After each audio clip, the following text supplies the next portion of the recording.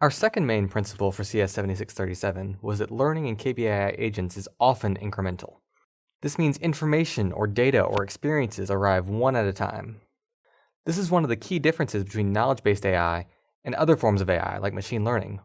In those forms, a large amount of information is often given right at the beginning.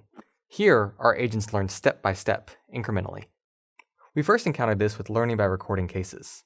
Our agents learned each individual case one by one. The experiences themselves were the increments in this learning strategy.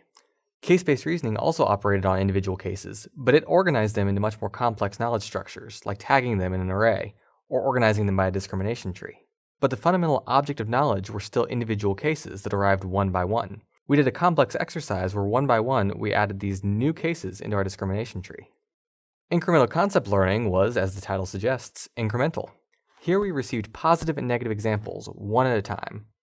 Based on the difference between our current concept and our new example, and whether or not the new example was a positive or negative example, we would change our concept. This was always done example by example, incrementally. Version spaces involved a very similar kind of knowledge. Here, experiences came one at a time, and we generalized a specific model and specialized the general model to converge down to an understanding of the concept. Finally, learning by correcting mistakes was also deeply incremental.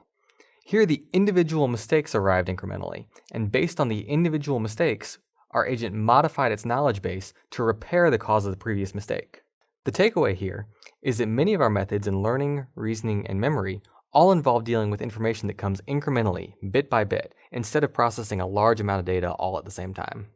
One can also see this connects more closely to human experience, where we're constantly experiencing the world, experience by experience, instead of being given a lifetime of experiences all at once.